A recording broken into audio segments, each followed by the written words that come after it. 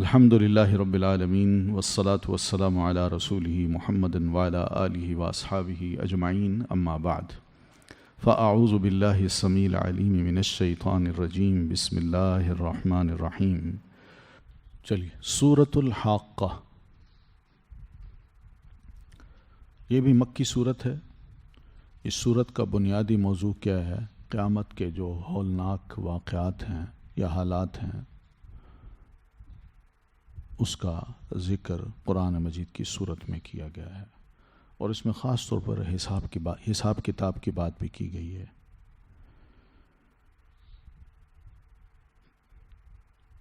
الحاقہ قیامت کے ناموں میں سے بھی ایک نام ہے، جیسے ہم نے پڑھا تھا نا، الصاخہ، الطامہ، القارعہ، الواقعہ، اسی طرح الحاقہ ہے۔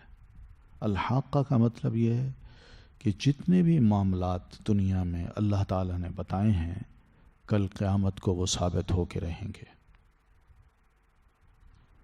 مثلا دنیا میں ہم سے وعدے کیے ہیں، کفار سے بھی کیے ہیں، ہمیں خوشخبریاں دی ہیں، ان کو دھمکیاں دی ہیں۔ یہ وعدے اور وعید کی باتیں بھی کل قیامت کو پوری ہوں گی۔ حاقہ کا مطلب ثابت ہونے والی، یعنی یہ سارے امور جتنے بھی معاملات ہیں کل قیامت کو یہ ثابت ہو کے رہیں گے۔ الحاقہ یہ حق سے ہے، اور حاقہ اس لیے بنایا گیا ہے، کہا گیا اس کا نام، کہ اللہ تعالیٰ قیامت کے دن کو ایک بہت بڑی زبردست ثابت ہونے والی چیز ثابت کرنا چاہتا ہے، ثابت ہونے والا واقعہ جس کا کوئی انکار نہیں کر سکتا۔ بسم اللہ الرحمن الرحیم۔ الحاقہ، حق ہونے والی۔ اللہ تعالیٰ اس جملے سے اپنے بندوں کو ڈرا رہا ہے کہ جو میں نے دنیا میں کہہ رکھا ہے نا، تمہیں یقین مانو کہ اس نے ثابت ہونا ہے۔ الحاقہ یعنی وہ گھڑی ضرور ثابت ہوگی جب ہر عمل کرنے والے کے عمل کو اس کے سامنے پیش کیا جائے گا، اس کے عمل بھی اس کے سامنے آ جائیں گے، اور ان عملوں کے نتائج بھی اس کے سامنے آ جائیں گے۔ اس کو مذاق نہ سمجھنا، چاہے وہ فرد ہو یا قوم ہو، ہر ایک کا کردار، اس کا عمل، اس کی بات، اس کا عقیدہ، اس کا نظریہ اس کے سامنے آ جائے گا۔ وما ادراک ما الحاقہ، کیا ہے ما الحاقہ، کیا ہے حق ہونے والی؟ ما الحاقہ، یہ پھر ایک سوال کر کے اس کی عظمت کو، اس کی بڑائی کو، اس کے یعنی ہولناک قسم کے حادثے کو اللہ بنا کے پیش کر رہا ہے۔ وما ادراک ما الحاقہ، اور کیا بتائے تم کو، آپ کو، کیا ہے حق ہونے والی؟ یعنی یہ سوال جو ہے، اس کا مطلب یہی ہے کہ انسان کو مزید متنبہ کرنے کے لیے یا ان کی توجہ کو اپنی طرف کھینچنے کے لیے یہ بات کی جا رہی ہے کہ یہ معمولی معاملہ، معمولی دن نہیں ہوگا۔ سمجھنے والے سمجھ لو، جاننے والے جان لو، بڑا زبردست دن ہوگا۔ کذبت ثمود وعاد بالقارعہ، جھٹلایا قوم سمود نے اور قوم عاد نے بالقارعہ۔ قارعہ کو قارعہ بھی کیا ہے؟ کھٹکھٹانے والی، یعنی قیامت کے ناموں میں ایک نام ہے کہ قوم سمود اور قوم عاد نے قیامت کو جھٹلا دیا تھا کہ نہیں آ سکتی، ہم نہیں مانتے۔ سمجھ آئی ہے؟ یعنی جو کچھ ہم کر رہے ہیں، کل کو یہ نتائج، اس کے اچھے برے نتائج ہمارے سامنے آئیں گے، سوال ہی پیدا نہیں ہوتا، ہم نہیں مانتے، اس دن کو مانتے ہی نہیں۔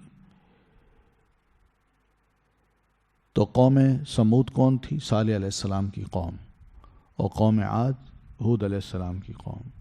انہوں نے قیامت کو نہیں مانا تھا، انہوں نے انکار کیا تھا، کیونکہ قیامت کا ایمان جو ہے یہ بندے کے دل کے اندر ایک خدا خوفی پیدا کرتا ہے، احساس پیدا کرتا ہے کہ میں جو کچھ کر رہا ہوں کل اس کے نتائج مجھے بھگتنے ہیں، اس لیے میں اپنی زندگی کو بہتر بناؤں، برائی سے اپنے آپ کو بچا کے رکھوں۔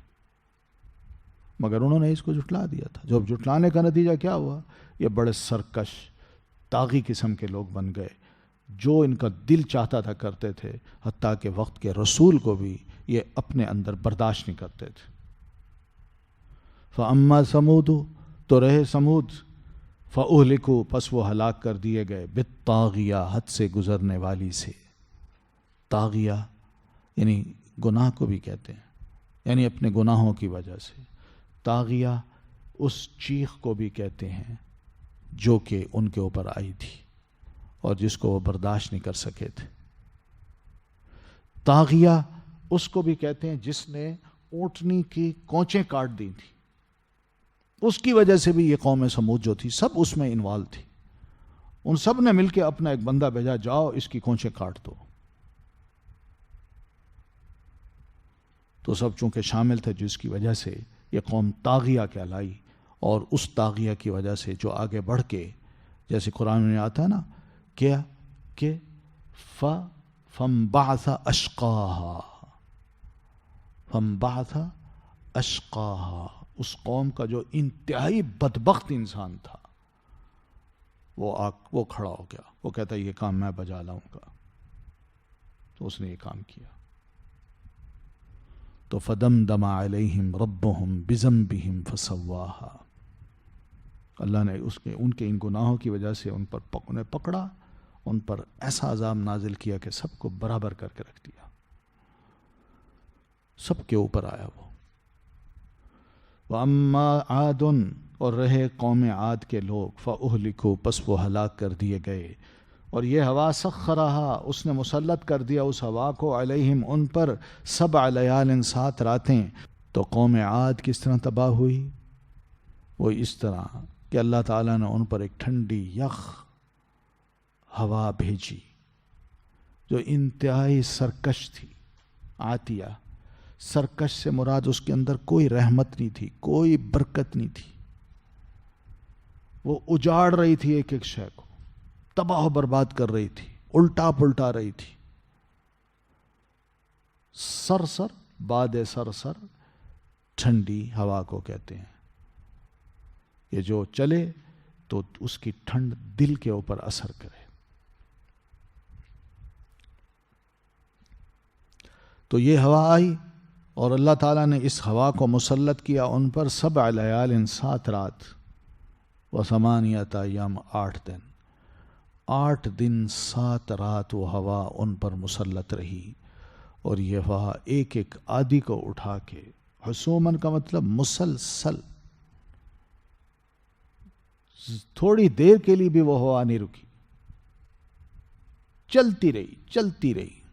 ٹھنڈ، جہاں کہیں بیٹھے تھے وہاں بھی ٹھنڈ، یعنی انتہائی ٹھنڈی ہوا، ماحول ایسے بنایا۔ پھر اس ہوا نے ان کو اٹھایا جیسے پتے کو اٹھاتی ہے ہوا، اور پھر یوں گھما کے پھینک دیتی ہے، بالکل اس طرح اٹھایا، گھمایا اور نیچے پھینک دیا۔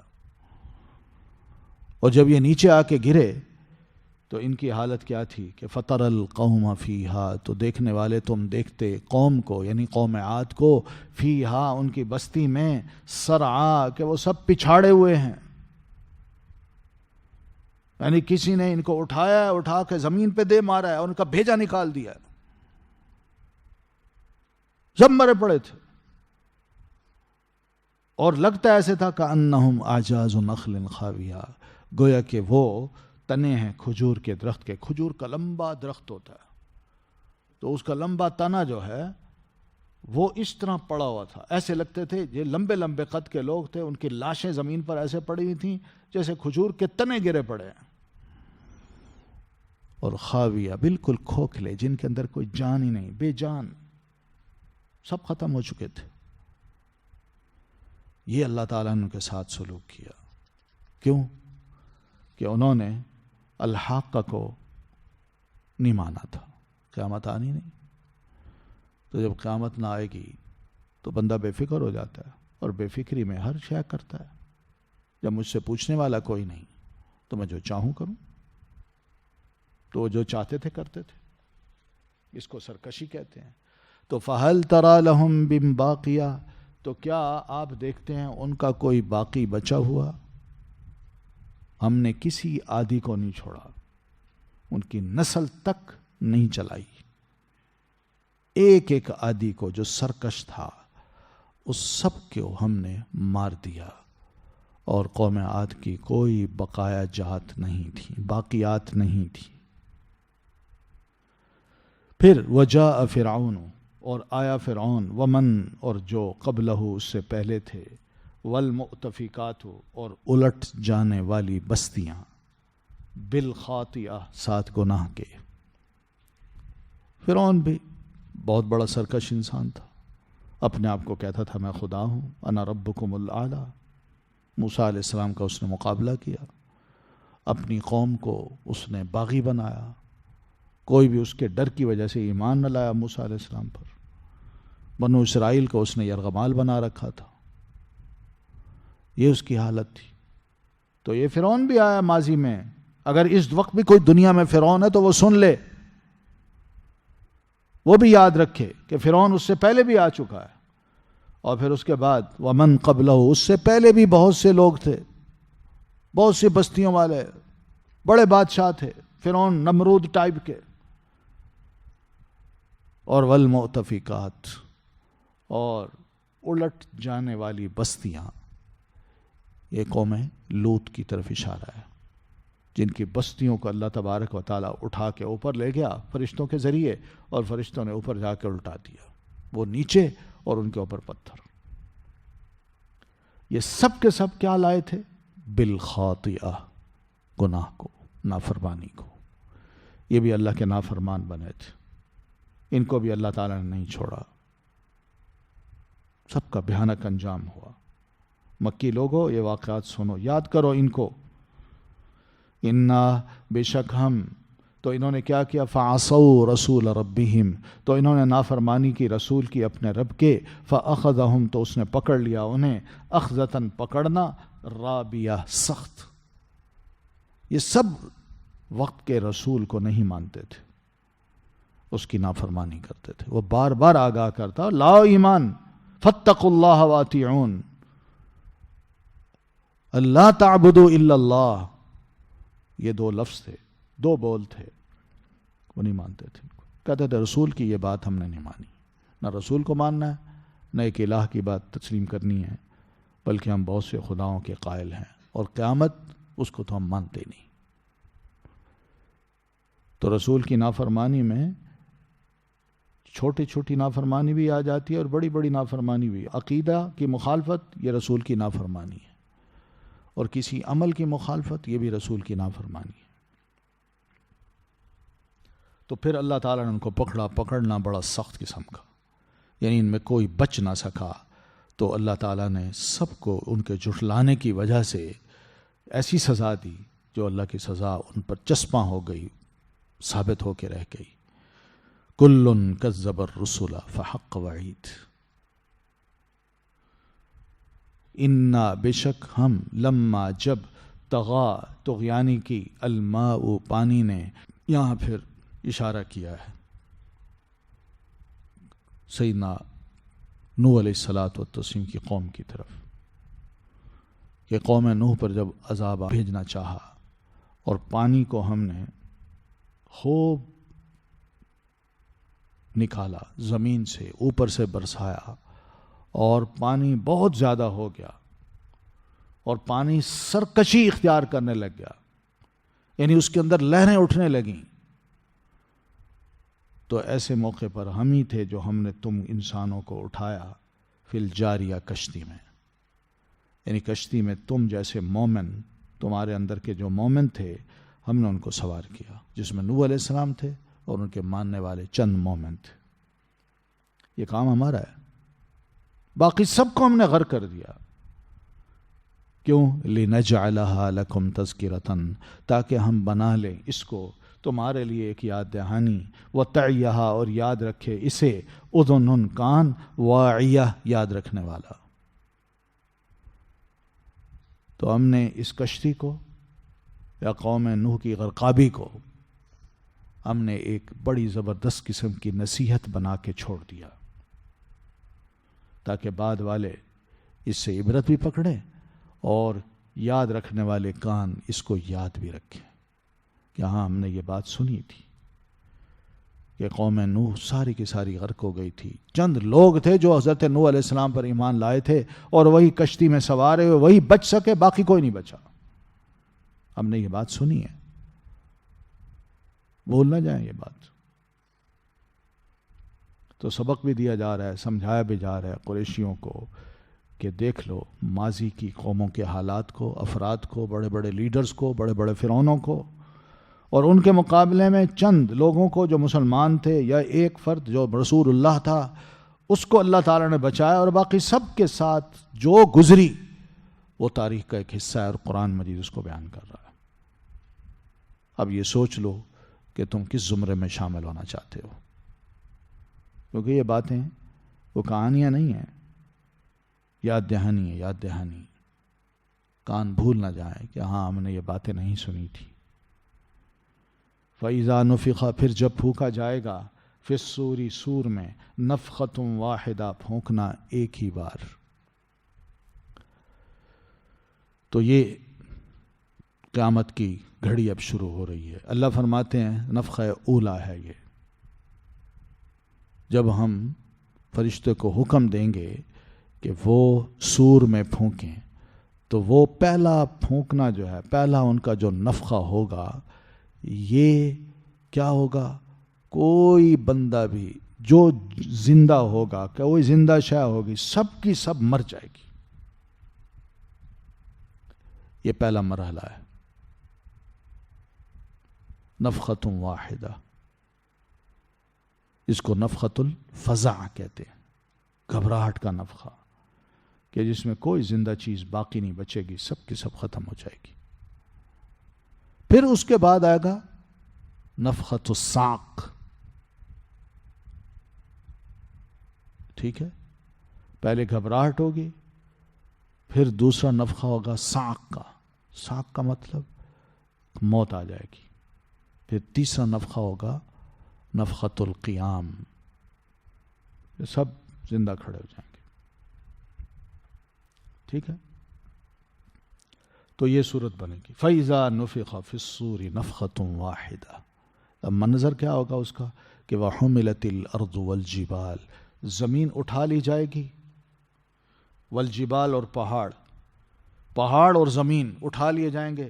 فَدُكَّتَا دَكَّةً وَاحِدَةً، تو وہ ریزہ ریزہ کر دیے جائیں گے، ریزہ ریزہ کیے جانا، واحدہ، ایک ہی بار. سب بھگ سے اڑ جائیں گے. دونوں کو اللہ تعالیٰ نے ریزہ ریزہ کر دینا. کوئی پہاڑ سخت سے سخت بھی ہوگا نا، اس کے پتھر بھی ریزوں میں بدل جائیں گے. اور زمین کے اوپر جو کچھ بھی ہوگا، عمارتیں ہوں گی، درخت ہوں گے، نباتات ہوں گی، انسان ہوں گے، ان سب کو بھی اللہ تعالیٰ نے ریزہ ریزہ کر دینا ہے. یہ حال ہوگا. فَيَوْمَئِذٍ، تو اس دن، وَقَعَتِ الْوَاقِعَةُ، واقع ہو جائے گی، واقع ہو جانے والی، یعنی قیامت جس کا انکار لوگ آج کرتے ہیں، اپنی آنکھوں سے دیکھ لیں گے کہ واقعی وہ واقع ہو گئی، آ گئی. اذا وقعت الواقعہ. ٹھیک ہے، ایک معنی یہ ہے. دوسرا یہ بھی کرتے ہیں کہ زمین اور پہاڑیوں اٹھا کے ایک دوسرے سے ٹکرا دیے جائیں گے، اور جب ٹکرائے جائیں گے تو زمین کی کیا حالت ہوگی؟ کہ اس وقت زمین کی حالت یہ ہوگی کہ کثیبم مہیلا، وہ ایک ریت کا ٹیلا بن جائے گی جو بالکل ذرہ ذرہ ہو چکا ہے. کہیں بھی کوئی عمارت، کوئی پہاڑ، کوئی سخت چیز نظر نہیں آئے گی. وانشقت السماء، تو زمین کی تو یہ حالت ہوگی، پہاڑوں کی حالت ہوگی. آسمان کا کیا بنے گا؟ وانشقت السماء، اور پھٹ جائے گا آسمان. فہی یومئذ، تو یہ آسمان اس روز واہیہ، کمزور ہوگا، انتہائی کمزور ہو کے ٹوٹ پھوٹ کا شکار ہونے لگ جائے گا، یہ آسمان پھٹے گا. چھت ہے جو اللہ نے بنائی ہے، کوئی میٹیریل ہے جس سے یہ بنا ہوا ہے، لیکن اس دن جب سور پھونکا جائے گا تو جہاں زمین اور پہاڑوں کی حالت ہوگی، آسمان بھی اس سور کو برداشت نہیں کر سکے گا، وہ بھی جگہ جگہ سے پھٹ پڑے گا اور پھر آہستہ آہستہ ٹوٹ پھوٹ کا شکار ہو جائے گا. فَيَّ يَوْمَئِذٍ وَاهِيَةٌ، واہیہ کا مطلب ٹکڑے ٹکڑے ہو جائے گا، انتہائی کمزور ہو جائے گا.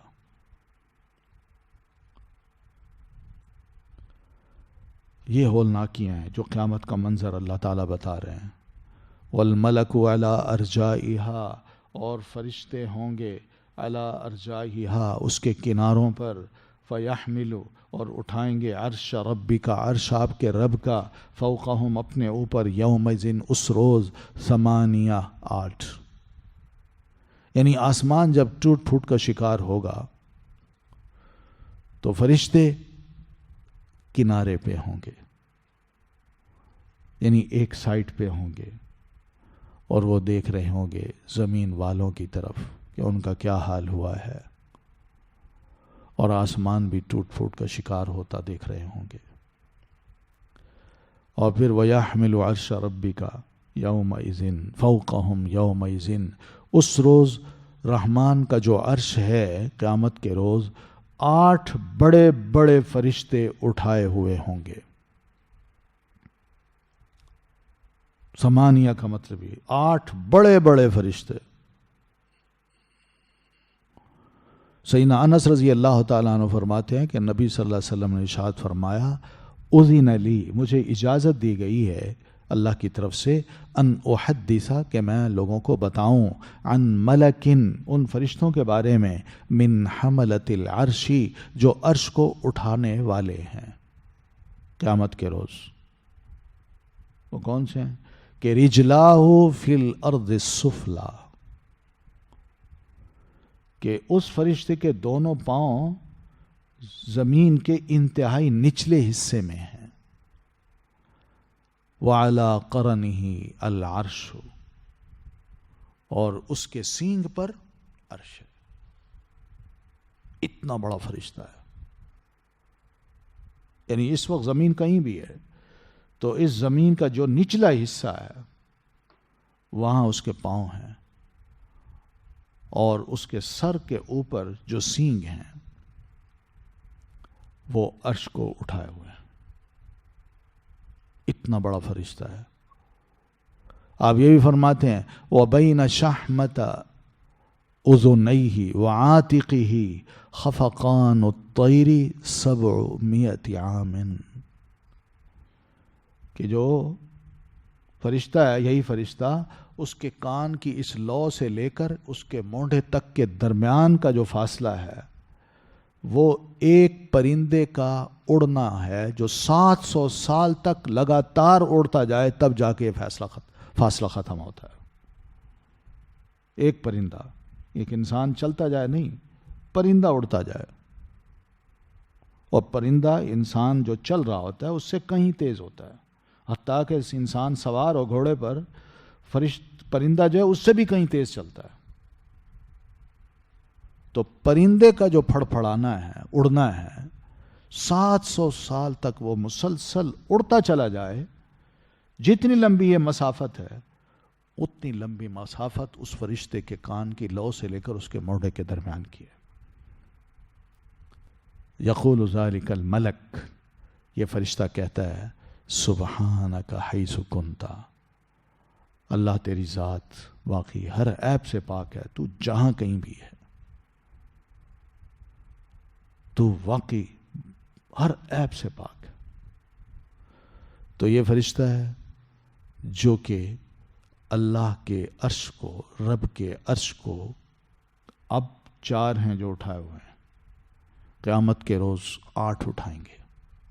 یہ حدیث میں ہے، نبی صلی اللہ علیہ وسلم فرماتے ہیں. بعض احادیث میں چیزیں ملتی ہیں، لیکن قیامت کے روز بہرحال 8 فرشتے ہوں گے. کیوں 8 ہوں گے؟ کیوں زیادہ ہوں گے؟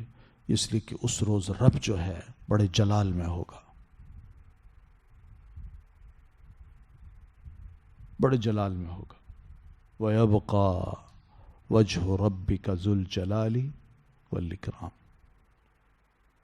ٹھیک ہے، تو بڑے جلال میں ہوگا. اس نے مجرموں کو سزائیں دینی ہیں اور اپنے ماننے والوں کو جزائیں دینی ہیں. تو دونوں طرف سے رب کا جلال جو ہے نا وہ جب ظاہر ہوگا تو اس کا عرش جو ہے اس کا جلال کا ایک وزن ہوگا. تو اس وزن کو سنبھالنے کے لیے 4 مزید فرشتوں کو ایڈ کیا جائے گا اور وہ عرش کو اس طرح اٹھائیں گے. یومئذ تعرضون، جس دن تم پیش کیے جاؤ گے، لا تخفی منکم، نہ مخفی ہوگی تم سے، خافیہ، کوئی شے مخفی ہونے والی. یعنی تم حساب کتاب کے لیے، سوال و جواب کے لیے رب کی عدالت میں پیش کیے جاؤ گے. جیسا کہ دنیا میں بادشاہ اپنا تخت لگاتا ہے اور مجرموں کو اپنے ہاں بلواتا ہے، ان کا حساب کتاب لیتا ہے، ان سے سوال کرتا ہے.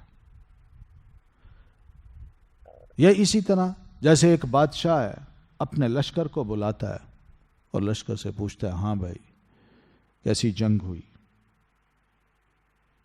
دشمن کے ساتھ تم نے کیا کیا معاملہ کیا، فتوحات کیسی ہوئی، شکست کیسی ہوئی. فوج کے حالات کو جاننے کے لیے تخت جب لگتا ہے تو ایک ایک بات بادشاہ کو بتائی جاتی ہے. تو اسی طرح اللہ تبارک و تعالیٰ کے ہاں بھی تمہاری کوئی مخفی سے مخفی بات بھی چھپی نہیں ہوگی. تمہارا حال کھول کھول کے اللہ تبارک و تعالیٰ کو بتا رہا ہوگا کہ ہم کیا کر کے آئے ہیں. خافیہ میں بتا چکا ہوں. خافیہ کس کو کہتے ہیں؟ کوے کے جو پر ہوتے ہیں نا، اس کا بازو پھیلا دیں، ایسے پروں کو پھیلا دیں تو اس کے نیچے والے جو پر ہوتے ہیں، نیچے والے، ان پروں کے اندر چھوٹے چھوٹے پر بھی ہوتے ہیں، چھوٹے چھوٹے، سب کالے ہوتے ہیں. اگر ان کو ہم دیکھنے بیٹھیں تو یوں لگے کہ پر نظر ہی نہیں آ رہا. تو وہ کالا سا پر جو اندر سے اندر چھپا ہوا ہے، اللہ فرماتے ہیں یہ خافیہ جو ہے انتہائی مخفی چیز جو انسانوں کو نظر نہیں آتی.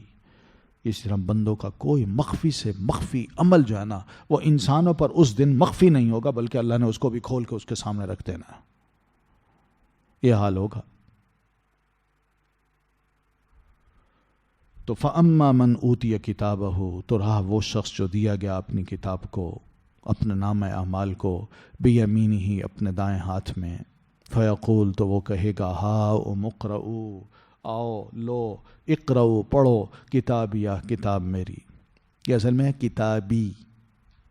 یہ جو ہے ہا جو لگائی گئی ہے نا، یہ وزن کو قائم کرنے کے لیے، جیسے پیچھے چل رہا ہے نا، خافیہ، واہیہ، واحدہ، راضیہ، عالیہ، اسی طرح کتابیہ.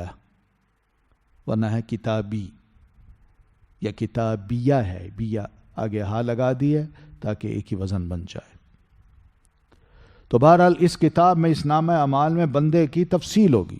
اس نے جو کچھ کیا ہوگا اللہ تبارک و تعالیٰ اس کو اس کے دائیں ہاتھ میں کتاب دے دے گا. اور دائیں ہاتھ میں دینے کا مطلب کیا ہے؟ دلیل ہے اس بات کی کہ یہ بندہ کامیاب ہے.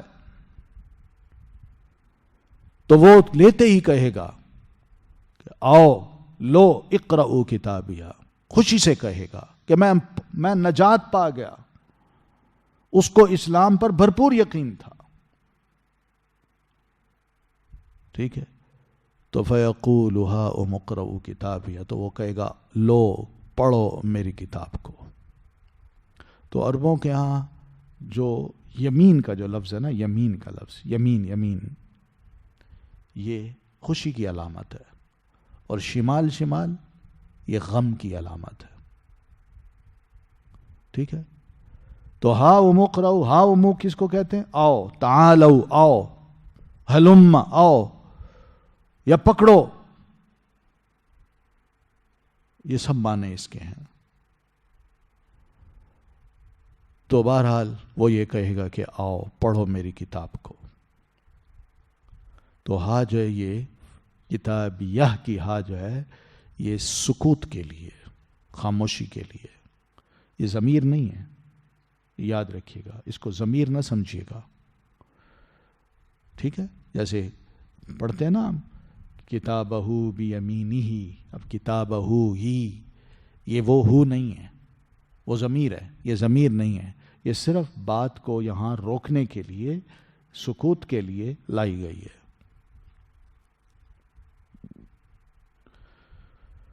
تو انی ظننتو، وہ کہے گا کہ انی ظننتو، یقیناً، انی بے شک میں نے، ظننتو یقین کیا تھا، یا ظنن کا مطلب ظن نہیں ہے، یقین کیا تھا، یعنی میں دنیا میں رہتے ہوئے یہ دیکھ رہا تھا جو قرآن کہہ رہا ہے وہ ثابت ہو رہا ہے۔ قرآن جو کہہ رہا ہے نیکی کرو، نیکی سے انسان رب کا قرب حاصل کر لیتا ہے، عبادت کرو، عبادت سے انسان کو بڑی خوشی نصیب ہوتی ہے، باغی نہ بنو، اس سے اللہ تبارک و تعالی ناراض ہوتا ہے، اس کے پھٹکار پڑتی ہے، یہ سب باتیں ثابت ہو رہی تھیں دنیا میں۔ تو یہ سب باتیں جب ثابت ہو رہی تھیں تو مجھے یقین آ رہا تھا کہ واقعی انی ظننت انی ملاق حسابیہ، مجھے یقین تھا کہ میں واقعی ملنے والا ہوں اپنے حساب کو، یعنی جو میں کروں گا کل قیامت کو مجھے اس کا حساب کتاب دینا ہے، میں نے اب رب سے ملاقات کرنی ہے اور میرا رب مجھ سے سوال کرے گا، بتاؤ یہ کیا کیا تم نے، تو کم از کم میں اپنے حساب کتاب کو درست تو کر لوں، اچھے کام تو کر لوں، بروں سے تو رکوں۔ فَهُوَ فِي عِيشَةٍ رَاضِيَةٍ، تو ایسا شخص جس کے دائیں ہاتھ میں اس کا نامہ اعمال دیا جائے گا، وہ ایسی زندگی میں ہوگا جو راضیہ، دل پسند ہوگی، یعنی اس کے دل کی جو پسند چیزیں ہوں گی وہ سب اس کو وہاں ملے گی، بڑے اطمینان کے ساتھ، خوشی کے ساتھ، مرضی کے ساتھ وہ رہے گا۔ فَهُوَ عِيشَةٍ ذِي عِيشَةٍ رَاضِيَةٍ، ایسی زندگی اس کو ملے گی جس میں وہ انتہائی خوش ہوگا، اسے کوئی شے بھی وہاں بدمزہ نہیں کرے گی۔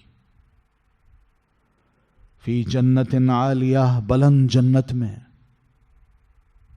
بلند جنت یعنی ایسا باغ جو بلند ہوگا، رب کے قریب ہوگا، عرش کے قریب، قطوفہا دانیہ، پھل جس کے قریب ہوں گے، کا توڑنا آسان ہوگا۔ کلو وشربو، ان کو کہا جائے گا کہ کھاؤ، وشربو اور پیو، ہنی ان مزے سے، بما بوجہ اس کے جو، اسلف تم کر چکے تم، فی الایامی دنوں میں، الخالیہ گزشتہ، یعنی دنیا کے دنوں میں جو تم کر چکے نیک عمل، اچھے عمل جو کر کے تم نے آگے بھیجے، آج اس کا یہ ریوارڈ تمہیں دیا جا رہا ہے کہ تمہیں جنت میں داخل کیا ہے۔ اب جنت میں تمہیں پوری آزادی ہے، تم جو چاہو کھاؤ، جو چاہو پیو، اور بڑے مزے سے، کسی قسم کی کوئی تکلیف نہیں ہوگی اور نہ کسی قسم کی فکر ہوگی، نہ غم ہوگا۔ وَأَمَّا مَنْ أُوتِيَ كِتَابَهُ، اور رہا وہ شخص جو دیا گیا اپنی کتاب، بِشِمَالِهِ اپنے بائیں ہاتھ میں، فَسَوْفَ يَقُولُ تو وہ کہے گا، یا لیتنی، اے کاش کہ میں، لم اوتا نہ دیا جاتا میں کتابیا اپنی کتاب، کیونکہ سب کے سامنے میں ذلیل ہو گیا ہوں، دنیا میں تو میں بڑا معزز تھا، آج میں سب کے سامنے ذلیل ہوا ہوں کہ میں نے دوزخ میں جانا ہے۔ میری شکل ان سب کو بتا رہی ہے کہ مجھ پر کالک چھا گئی ہے۔ وَلَمْ أَدْرِ مَا حِسَابِيَا، اور کاش کہ میں نہ جانتا کیا ہے حساب میرا۔ میں نے تو دنیا میں جو کچھ کیا کبھی سوچا ہی نہیں تھا، آج دنیا کے بعد آخرت میں اللہ نے میرا حساب کتاب کر کے میرے بائیں ہاتھ میں میرا نامہ اعمال پکڑا دیا ہے، جس سے مجھے پتہ چل گیا کہ میرا ماضی کیا تھا، میں نے ماضی میں دنیا میں کتنے گناہ کیے، کتنے جرائم کیے، کتنا رب کو ناراض کیا، کتنی اس کی نافرمانیاں کی۔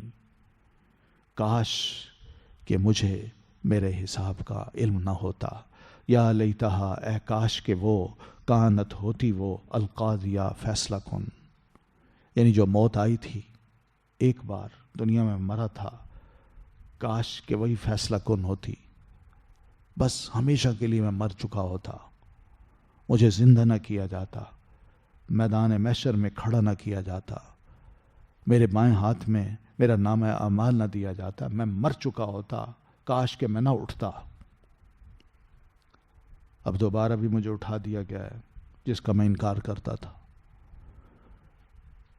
ما اغنا عنی مالیہ، نف کام آیا میرا مال، آج میں اکیلا ہوں، میرے اپنے عمل ہیں، میرے اپنے کرتوت ہیں، میرے اپنے گناہ ہیں، میرا مال جو دنیا میں تھا کام آتا تھا وہ میرے پاس نہیں، اور میں نے کوئی کام ایسا نہیں کیا کہ مال کے ذریعے سے کہ جس کے ذریعے آج مجھے وہ مال میرا کام آتا، کوئی نیکیاں کرتا، صدقہ و خیرات کرتا، اچھے کام کر کے آتا۔ میرا مال دنیا میں رہ گیا، آخرت کے لیے میں نے کچھ نہ کیا، کوئی ثواب نہ مل سکا مجھے۔ ہلاک عنی سلطانیہ، ہلاک ہو گئی مجھ سے سلطنت میری۔ میرے پاس بڑی جائیداد تھی، بہت کچھ تھا، باغات تھے، محلات تھے، میری حکومت تھی، سب جاتی رہی، کچھ نہیں آج، کیونکہ سلطنت ہو، نوکر ہوتے ہیں، غلام ہوتے ہیں، خدمتگار ہوتے ہیں، گارڈز ہوتے ہیں، بچانے والے ہوتے ہیں۔ آج کچھ سلطنت اللہ کی نظر آ رہی ہے، میں تو اکیلا رہ گیا ہوں، مجھے آج کوئی بچانے والا ہی نہیں ہے۔ تو اللہ فرمائیں گے خذوہ فغلوہ، پکڑو اسے، پھر طوق پہناؤ اس کو، بس اس کی سزا اب شروع ہو رہی ہے۔ یہ باتیں کرے گا، کاش کاش کاش، مگر یہ کاش کاش ہمیں کوئی متاثر نہیں کر سکتا۔ فرشتوں اس کو پکڑو، فغلوہ، پھر اس کو طوق پہناؤ، آگ کا طوق اس کی گردن میں ڈالو۔ اس کی گردن میں اکڑ تھی، جب رسول اس کو بات سناتا، اللہ کا کلام سناتا، تو بجائے اس کے کہ یہ جھکتا، یہ اکڑتا تھا، متکبر بن جاتا تھا۔ میں مانوں ان باتوں کو، دنیا میری مانتی ہے، میں کسی کا غلام بن جاؤں، میں کسی کے آگے جھک جاؤں، کیوں؟ پکڑو اس کی گردن۔ ثم الجحیم صلو، پھر جہنم میں جھونکو اسے، صلو، بڑی بے عزتی کے ساتھ، دھکے دے دے کے، سر کو نیچے کر کے اور پاؤں کو اوپر کر کے جھونک دو، بے عزتی کرو اس کی۔ ثم فی سلسلۃ، پھر ایک زنجیر میں، زرعها، پیمائش جس کی، 70 ذراعا، 70 گز ہے، فاسلکوہ، پس داخل کرو اسے۔ 70 گز کی زنجیر جو آگ کی ہوگی، اس میں اس کو جکڑو، باندھ لو اس سے، فسلکو یعنی اس زنجیر کے اندر اس کو داخل کر دو، مراد یہ کہ باندھ لو اس کو اچھی طرح، ایک مجرم بناؤ اس کو، پتہ چلے آگے کے لوگوں کو کہ یہ بہت بڑا مجرم ہے، اس کے بڑے بڑے قصور ہیں، بڑے بڑے گناہ کیے ہیں، یہ اللہ کا بہت بڑا نافرمان تھا، پکا کافر تھا۔ انہو، اب پتہ چلے لوگوں کو کہ انہو کان لا یؤمن باللہ العظیم، بے شک وہ تھا، وہ نہ وہ ایمان رکھتا اللہ پر جو عظمت والا ہے۔ اس کا سب سے بڑا جرم یہ ہے کہ اللہ پر اس کا ایمان ہی نہیں تھا، اللہ کو عظیم ہی نہیں سمجھتا تھا، کہتا تھا میں ہی ہوں بڑا، خدا کا منکر، بے ایمان، ملحد، یا خود اللہ کو مانتا تھا مگر اس کی عظمت کو تسلیم نہیں کرتا تھا، وہ کہتا نہیں نہیں اللہ تعالیٰ اتنا سخت نہیں ہے، وہ نہیں سزا دے گا مجھے، یہ اس کے کوئی خوف نہیں تھا اس کے دل میں۔ وَلَا يَحُضُّ عَلَىٰ طَعَامِ الْمِسْكِينِ، اور نہ وہ ترغیب دیتا تھا کھانا کھلانے پر مسکین کو، نہ خود کھلاتا تھا نہ دوسروں کو ترغیب دیتا کہ بھئی اپنا پیسہ ذرا مسکین پہ خرچ کر دو، اس کو کھانا پکا کے دے دو، اس کو پیسے دے دو، یہ بھی اچھا کھانا کھا لے۔ فَلَيْسَ لَهُ الْيَوْمَ هَاهُنَا حَمِيمٌ، تو نہیں ہے اس کے لیے آج یہاں کوئی گہرا دوست۔ دنیا میں بڑے گہرے دوست تھے، وفادار تھے، جیالے تھے، کارکن تھے اس کے، جو اس کا پسینہ جہاں گرتا تھا وہ خون اپنا گرانے کے لیے تیار تھے، مگر آج کوئی ایسا گہرا دوست اس کا نہیں ہے، یہ اکیلا رہ گیا ہے۔ وَلَا طَعَامٌ إِلَّا مِنْ غِسْلِينَ، اور نہیں ہے کوئی کھانا مگر زخموں کے دھون کا۔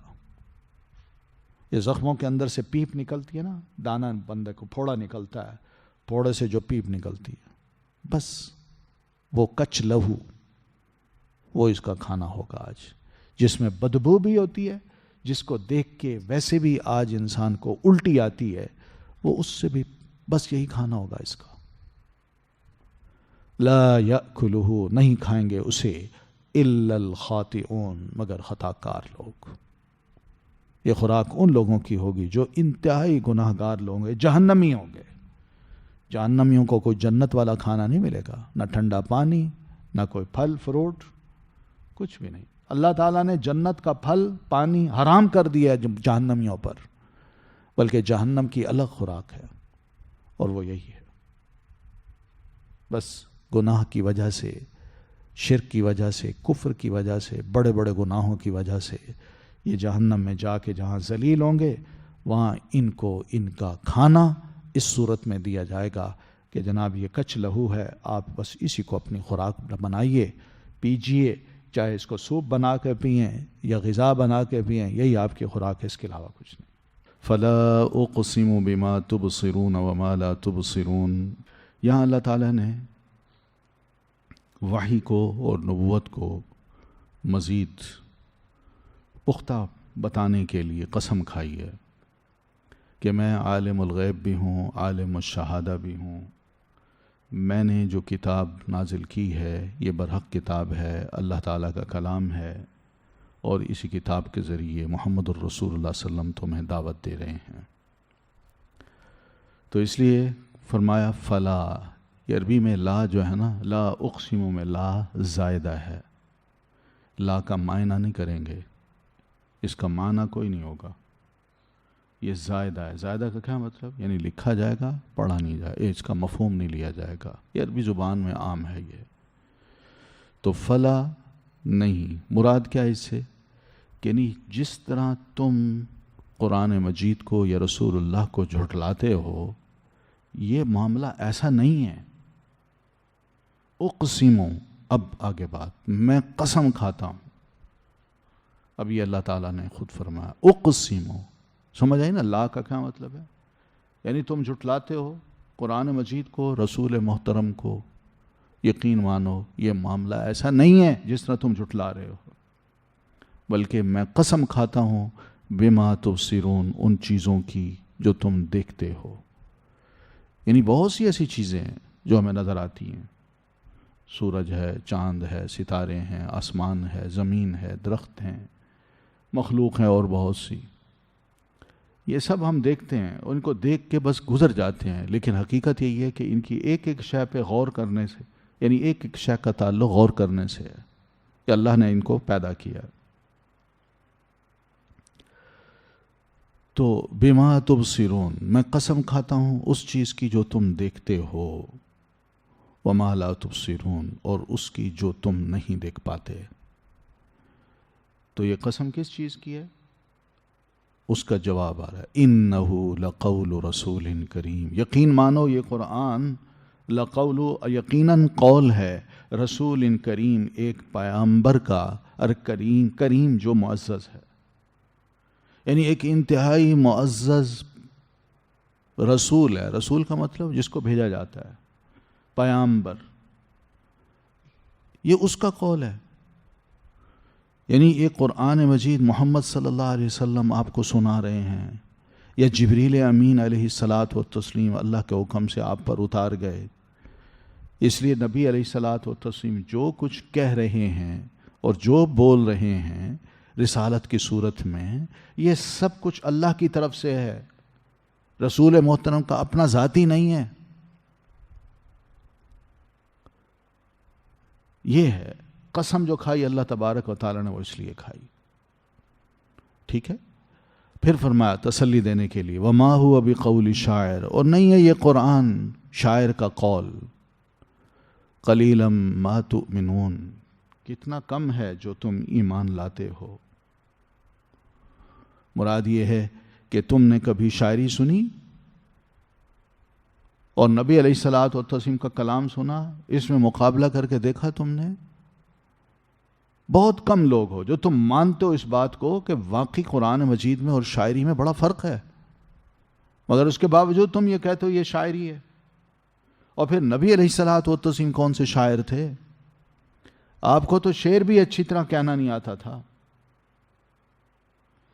تو اس لیے اللہ تبارک و تعالیٰ نے نبی علیہ الصلاۃ والتسلیم کو شاعری سے پاک رکھا ہے، معصوم رکھا ہے۔ اس لیے تمہاری اکثریت مکی لوگوں اس بات پہ غور نہیں کرتی کہ فرق کیا ہوتا ہے شاعری میں اور قرآن مجید میں۔ قرآن کو سنتے ہو، خود فیصلہ نہیں کر پاتے، کبھی کہتے ہو یہ شاعری ہے، کبھی کہتے ہو نہیں نہیں نہیں نہیں یہ جادو ہے، کبھی کہتے ہو پاگل کا کلام ہے، یعنی خود تم فیصلہ نہیں کر پاتے. قلیلا ما تؤمنون، یعنی قرآن مجید پر ایمان لاؤ، اس کی صداقت اس کے بیان سے ہی واضح ہوتی ہے کہ واقعی ایک سچا کلام ہے جو ایک ایک بات کو مدلل یعنی دلیل بنا کے پیش کر رہا ہے. یہ ظلم ہوگا، دشمنی ہوگی، اناد ہوگا کہ تم اتنی خوبصورت بات کو یہ کہو کہ یہ شاعری ہے. وَلَا بِقَوْلِ كَاهِنٍ قَلِيلًا مَا تَذَكَّرُونَ، اور نہ ہی یہ قول ہے کاہن کا، قلیلاً کتنا کم ہے، ما تذکرون وہ جو تم نصیحت پکڑتے ہو. نبی علیہ الصلوۃ والتسلیم کاہن بھی نہیں تھے. اللہ تعالیٰ نے پیارے رسول صلی اللہ علیہ وسلم کو کہانت سے پاک رکھا ہوا تھا، لیکن قرآن مجید کو سن کے یہ لوگ کہا کرتے، دعویٰ کرتے، او ہو یہ تو کاہن لوگوں کی طرح اس کلام میں بھی وزن ہے، سجع ہے، یعنی ایسی کہہ دیتے تھے. لیکن کاہنوں کی بات سنی ہے کبھی؟ کاہنوں کا حال دیکھا ہے کبھی؟ کاہنوں کی جو مجلسیں ہوتی ہیں ان کو کبھی دیکھا ہے؟ ان کی اپنی حالت کیسی ہوتی ہے؟ نبی علیہ الصلوۃ والتسلیم میں ایک چیز بھی کاہنوں والی نہیں تھی. گندی جگہ پہ وہ رہتے ہیں، میلے کچیلے وہ رہتے ہیں، الٹے سیدھے کلام وہ پڑھتے ہیں، ان کی بات سنیں تو کوئی لنک دوسری بات سے ملتا ہی نہیں. یعنی یہ کیا یہ کہانت ہے؟ قلیلا ما تذکرون، بہت ہی کم ہو، کتنا کم ہے جو تم نصیحت پکڑتے ہو. یعنی کم از کم اس سے عبرت پکڑتے کہ واقعی قرآن اللہ تعالیٰ کا کلام ہے.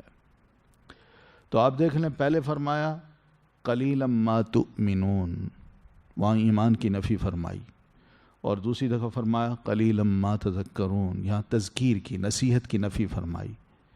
یہ کیا وجہ ہے؟ کیونکہ قرآن مجید پر تہمت لگانا یہ بہت بڑی بات ہے کہ یہ ایک جھوٹی بات ہے، جھوٹا کلام ہے. ٹھیک ہے، تو اس وجہ سے انہوں نے کہا کہ ہم نہیں مانتے کہ یہ اللہ کا کلام ہے، بلکہ یہ کہا کہ یہ شاعری ہے، اور شاعری تو ہم بھی کرتے ہیں، تو پھر اس کو ماننے کی کیا ضرورت ہے؟ تو اس لیے اللہ تبارک و تعالیٰ نے ان کو سمجھایا یہ قلیلا ما تؤمنون، تم بہت کم ہو جو نہیں مانتے، ایمان نہیں لاتے. کیونکہ وہ خود عرب جو تھے یہ بڑے صاحب فصاحت لوگ تھے، فصیح و بلیغ قسم کے لوگ تھے. ان کو پتہ تھا کہ عربی شاعری کیسی ہوتی ہے، کیسی بنائی جاتی ہے، اس کے وزن کیا کیا ہوتے ہیں، انہیں پتہ تھا. تو اس وجہ سے ان کو کہا تم سب کچھ جانتے ہو مگر اس کے باوجود قرآن کو کہتے ہو کہ یہ شاعری ہے، نہیں مانتے، یہ بڑا ظلم ہے. اور جب کہا کاہنوں کی بات آئی تو اس موقع پہ کہا کہ تم اپنی گفتگو میں بڑا تکلف کرتے ہو، یعنی کوئی بات ہوگی اس کو وزن دیتے جاؤ گے، وزن، اور وزن دیتے دیتے یوں کہ لوگ جو ہے نا بس سنے متاثر ہوں، جس میں سجاؤ ایک ہی وزن پہ دو باتیں کی گئی ہوں. تو یہ جو بات ہے اس میں تم جھوٹ بھی شامل کر لیتے ہو، اس میں کچھ اپنی طرف سے خبریں بھی شامل کر لیتے ہو، اور لوگوں کو کہتے ہو کہ جناب یہ کہانت ہے، اور اس کہانت میں تم مستقبل کی جھوٹی خبریں بھی دیتے ہو. تو اس لیے فرمایا کہ کہاں قرآن کی نصیحت اور کہاں تمہاری باتیں. تو اس لیے فرمایا قلیلا ما تذکرون.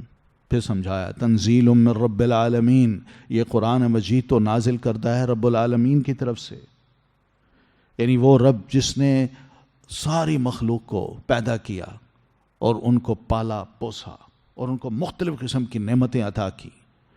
اللہ تعالیٰ نے اپنی ساری مخلوق کو بے فائدہ پیدا نہیں کیا، کوئی ان سے کام لے رہا ہے، بلکہ انہیں عزت دی، اور خاص طور پر انسانوں کو عزت دی.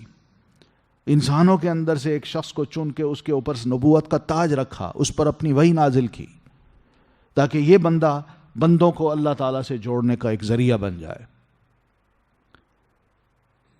ٹھیک ہے، تنزیل من رب العالمین. پھر سمجھایا وَلَوْ تَقَوَّلَ عَلَيْنَا بَعْدَ الْأَقَاوِيلِ، ولو، اور اگر، تقولا وہ گھڑ لیتا علینا ہم پر بعد کچھ اقاویل باتیں. یہاں اللہ تعالیٰ نے فرمایا کہ بالفرض تم کہتے ہو کہ یہ اس کا کلام ہے، شاعر ہی ہے، اور کہتا ہے یہ اللہ کا کلام ہے، کاہن ہے اور کہانت کر کے کہتا ہے یہ اللہ کا کلام ہے. یہ سب کچھ گھڑنا ہے، یہ گھڑنا ہے اور اللہ کی طرف جھوٹ کو منسوب کرنا ہے. اللہ فرماتے ہیں بالفرض اگر پیارے نبی علیہ الصلاۃ والتسلیم اس کتاب کو اپنی طرف سے گھڑتے اور ہماری طرف منسوب کر دیتے، یا اس کتاب کا تھوڑا سا حصہ، پوری کتاب نہیں، اس کا تھوڑا سا حصہ اس میں اپنی کوئی بات ڈال دیتے اور کہتے یہ بھی اللہ کا کلام ہے، تو یہ معنی ہے وَلَوْ تَقَوَّلَ عَلَيْنَا بَعْضَ الْأَقَاوِيلِ. تو پھر ہم کیا کرتے؟ لَأَخَذْنَا مِنْهُ بِالْيَمِينِ، تو ہم پکڑ لیتے ان کو ان کے دائیں ہاتھ سے. دائیں ہاتھ سے، بائیں ہاتھ سے نہیں کہا، یعنی ہم ان سے انتقام لیتے دائیں ہاتھ سے. تو مراد یہ ہے کہ یا تو اللہ تعالیٰ اپنے طرف منسوب کر رہا ہے دائیں ہاتھ سے، یعنی ہم اس کو انتہائی قوت کے ساتھ، مضبوطی کے ساتھ پکڑ لیتے، پوری ہماری اس پر قدرت ہوتی، اور پھر ان کے ساتھ یہی سلوک کرتے جو آگے لکھا ہے. یا دوسرا معنی ہم اس کو پکڑ لیتے دائیں ہاتھ سے، یعنی ان کے جو دونوں ہاتھ ہیں، ان دونوں ہاتھوں میں ان کا ہم دائیں ہاتھ پکڑتے.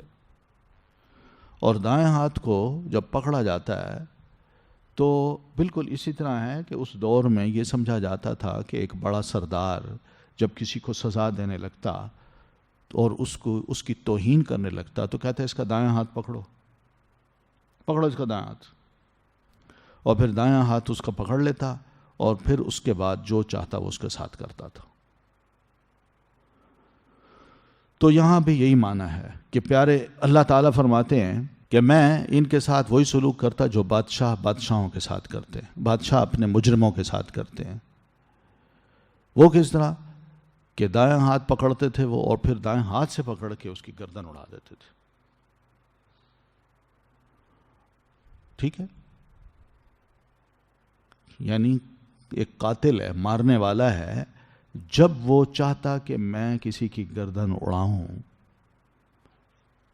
تو اس کے دو طریقے ہوتے تھے. اگر بائیں ہاتھ سے اس نے پکڑا ہے تو پھر گردن کو پیچھے سے اڑاتا تھا، اور دائیں ہاتھ سے پکڑتا تو گردن کو سامنے سے اڑاتا تھا. تو یہاں سامنے والی بات ہے کہ اگر خدا نہ خواستہ پیارے نبی علیہ الصلاۃ والتسلیم کوئی بات گھڑ لیتے، وَلَوْ تَقَوَّلَ عَلَيْنَا، ہمارے نام سے، ہم پر، ہماری طرف منسوب کر دیتے بعض الاقاویل، قرآن مجید کی باتوں میں سے کچھ بات اس کو گھڑ لیتے اور پھر ہماری طرف منسوب کرتے، تو لَأَخَذْنَا مِنْهُ بِالْيَمِينِ، تو ہم ضرور پکڑ لیتے اسے دائیں ہاتھ سے، ثُمَّ لَقَطَعْنَا مِنْهُ الْوَتِينَ، پھر ہم کاٹ دیتے اس کی رگے جان.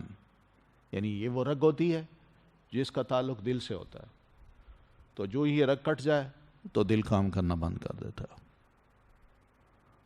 اس لیے اس کو کہتے ہیں رگے جان، وتین، چہ رگ جس کو کہتے ہیں.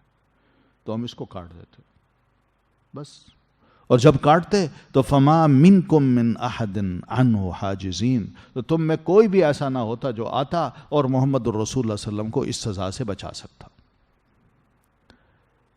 اب بتائیے اس سے بڑی گارنٹی اور کیا ہو سکتی ہے؟ قرآن مجید نے خود اپنی سچائی کی یہ گارنٹی دی ہے کہ واقعی اللہ کا کلام ہے، انسانوں کا نہیں ہے.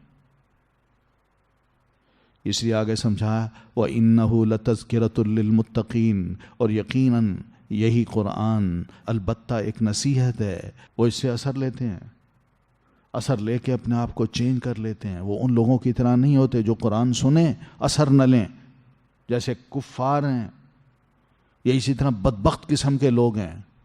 متقی لوگ اس قرآن مجید سے اثر لیتے ہیں.